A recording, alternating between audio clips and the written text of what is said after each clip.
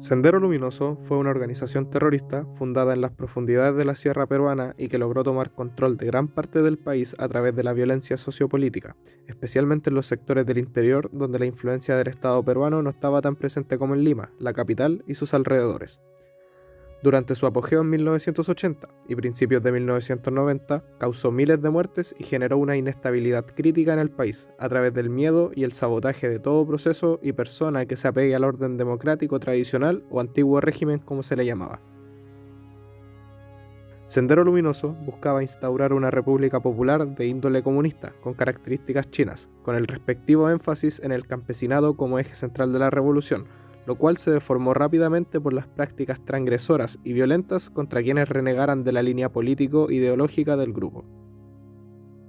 Y es que esta organización ya actuaba desde hace prácticamente 10 años antes en el país andino, pero durante la década de los 70, este grupo estaba más bien puliendo la ideología que portarían como bandera y juntando gente dispuesta a someterse a las órdenes de la cúpula, liderada por Abimael Guzmán Reynoso, un profesor de filosofía de la Universidad Nacional de San Cristóbal de Huamanga, ubicada en la provincia de Ayacucho, en la zona provincial de la selva amazónica. Una vez instaurada la doctrina a través del factor ideológico del comunismo maoísta contrarrevisionista, se radicalizó la propuesta hacia la postura de la lucha armada activa en contra del Estado del Perú, desembocando en décadas de ataques terroristas, asesinatos, secuestros, masacres y persecuciones de forma arbitraria pero indiscriminada. El Estado peruano estuvo en una posición comprometedora durante mucho tiempo, puesto que la desconexión material y comunicacional entre la capital y las provincias, así como la poca contraofensiva inicial frente a este fenómeno, hicieron que el poderío de esta organización se ampliara enormemente y tomara el poder de muchas zonas del interior, donde hay influencias hasta el día de hoy. El conflicto escaló hasta una suerte de guerra interna entre las Fuerzas Armadas y la subversión, arrasando con decenas de miles de personas y comunidades en el proceso.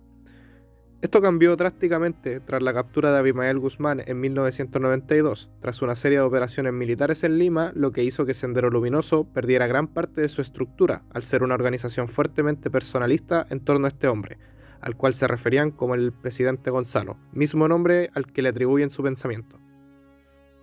Sin embargo, ya sea como remanentes del grupo o también como quienes marcaron distancia a partir de la captura y prosecución de Guzmán, aún siguen habiendo influencias activas de estos en las zonas que fueron más afectadas durante el siglo pasado. En este contexto, existen una infinidad de testimonios de personas que sufrieron directa e indirectamente la violencia de los ataques terroristas y las consecuencias de la respuesta estatal. Muchas personas que vieron sus vidas comprometidas frente a una creciente ola de violencia que no diferenciaba nada más allá de la sumisión y la alienación de las ideas y prácticas, hicieron que emigrar a Lima, donde la presencia del Estado era más concreta y visible, se tornara una opción viable para alejarse de esta horrible realidad de incertidumbre.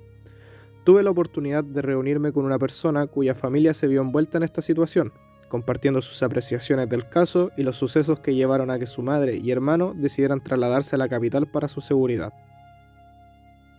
Él es Gonzalo Galarza, estudiante de primer año de la Universidad de San Marcos. Nos va a compartir las afectaciones que tuvo su familia en torno al terrorismo. Bueno, antes que nada, las afectaciones directas que tuvo mi familia no fueron forzadas, sino fueron daños colaterales, se podría decir, debido a que a la par tuvieron que estar en Lima y en Tarma, que es el pueblo donde son originarios. Entonces, era realizar un contraste en cómo afectaba en la capital el terrorismo en esa época y cómo afectaba en el pueblo, ¿no? Me ha tocado escuchar anécdotas y son situaciones que sí se sienten muy... que marcaron un antes y un después en la historia familiar, ¿no?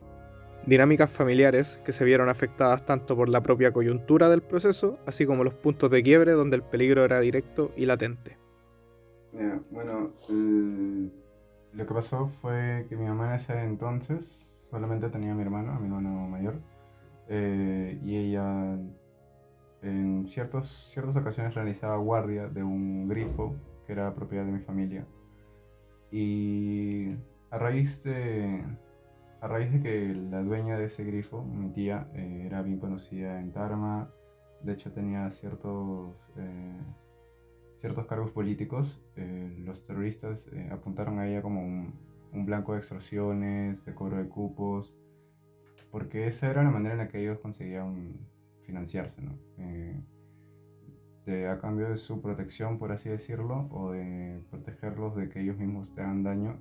Gonzalo ejemplifica correctamente en la experiencia de su familia una práctica que utilizaba mucho Sendero Luminoso para afianzar su poderío material y económico en un lugar, el alinear a las personas de acuerdo a la sumisión que otorga la intimidación y la fuerza. El no colaborar te transforma en un objetivo, o sea, le pagas protección a las mismas personas que te están amenazando. Mi familia nunca brindó ese tipo de cupos y los terroristas estuvieron en cierto modo amenazando porque ellos tenían un modus operandi de ir diciendo lo que iban a hacer. El hecho de que siempre cumplían lo que decían marcó mucho. Entonces lo que cuenta mi mamá fue que un día avisaron que iban a prender el grifo. Pero lo avisaron porque sabían que en ese grifo obviamente trabajaba gente que no tenía nada que ver, entre ellas mi mamá. Y bueno, el aviso pasó por alto, igual mi mamá se quedó a dormir. Y lo que me cuenta es que ella se despertó en la madrugada por obviamente ruidos extraños que provenían del exterior, del grifo donde están las bombas, todo eso, y vio como encapuchados estaban librando las bombas, sacando todo el combustible, y por último vio cuando empezaron a prender fuego. Y me cuenta ella cómo tuvo que quedarse un rato ahí porque tenía miedo de salir y que la tomen apresada o como rehén, por lo que se tuvo que quedar y bueno, socorrerse del incendio por ella misma. Como el tema del miedo hacia esas personas era tal que los bomberos tardaron en llegar y bueno, felizmente de milagro no hubo explosiones, no hubo nada que bueno, pueda acabar con la vida de mi mamá. Ese fue el evento que ya la hizo por completo dejar Tarma y venir a vivir a Lima.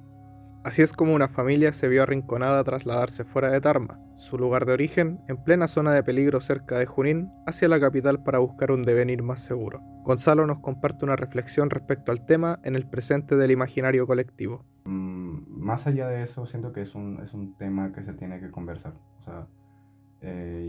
ya sea a mayor o menor medida, es un tema que se tiene que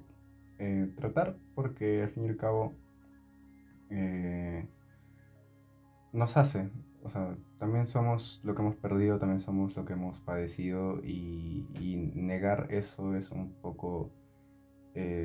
no ser consciente con la realidad nacional que nos ha tocado vivir. El testimonio de una familia a través de las generaciones más jóvenes, que quizás no cuentan con la trágica experiencia de vivir los sucesos así, pero que lo portan en su identidad con el legado familiar de cómo esto impactó en la vida suya y la de sus seres queridos.